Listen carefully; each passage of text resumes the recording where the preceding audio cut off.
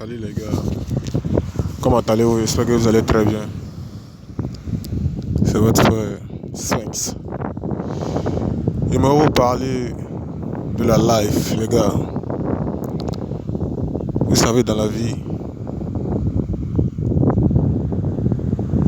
tout est possible au fait. Tout est possible à celui qui croit. La vie est tellement courte que on ne se donne pas la peine de pouvoir faire de notre mieux pour aller de l'avant. On ne veut pas faire tout de notre possible. On ne peut pas faire de notre possible pour aller de l'avant, pour réaliser nos désirs au fait. Il y a tellement d'obstacles dans ce monde. Tout ce que tu veux faire, il y aura toujours un obstacle. Il y aura toujours des échecs. C'est pas facile, hein. C'est pas facile. La vie est faite comme ça. Quand tu commences quelque chose, la vie va te mettre des défis. Il y a tellement de défis dans ce monde. Les défis, ça peut être des amis, ta famille, la distraction autour de toi, dans ton commerce, au bureau. Quand tu es conscient de toi-même, quand tu es un peu conscient de toi-même, tu sais que tout ce que tu fais là, il y a un peu de retard, ça ne va pas. Ça ralentit. Tu comprends? Mais le fait que ça ralentisse là, c'est dû à quelque chose au fait. Au fait, l'univers, Dieu est en train de te montrer que faut prendre conscience de toi-même, quoi.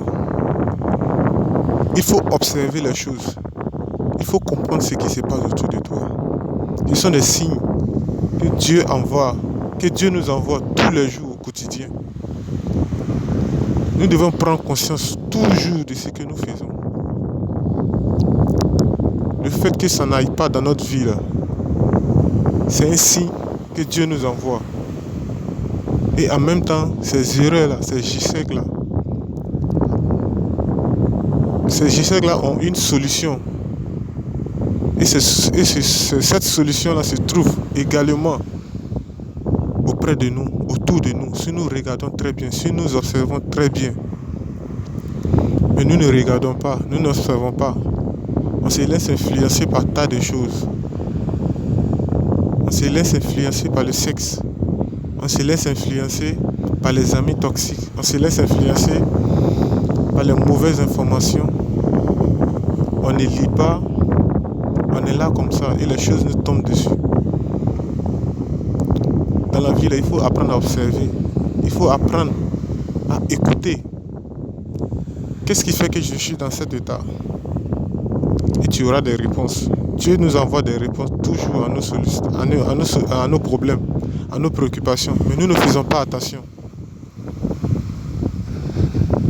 Nous devons nous concentrer sur Dieu. Nous devons nous concentrer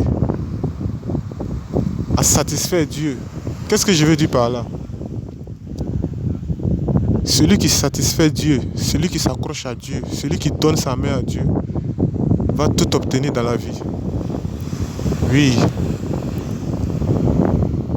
Mais comment on fait pour donner sa main à Dieu? Comment faire pour que Dieu nous vienne en aide? Comment faire pour que Dieu vienne auprès de nous? Dieu vient s'installer auprès de nous. Comment faire pour que Dieu soit avec nous au quotidien? C'est tout simplement d'être conscient de soi-même, d'être détaché aux choses, de ne pas se laisser influencer par les choses extérieures, de se tourner à l'intérieur de soi-même. Vous allez demander en quoi faisant? En méditant.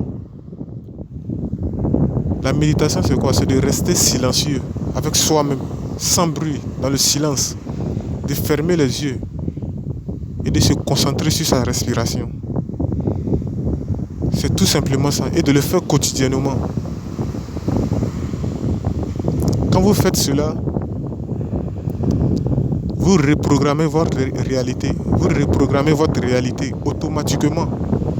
Quand vous commencez à fermer les yeux, à vous concentrer sur votre respiration pendant au moins 10 minutes, 20 minutes, vous allez voir.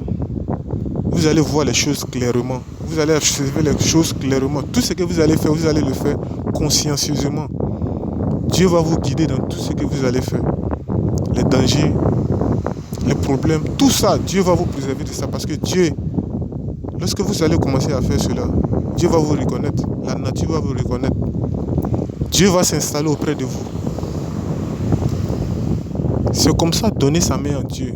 C'est comme ça aller vers Dieu. C'est comme ça regarder vers Dieu.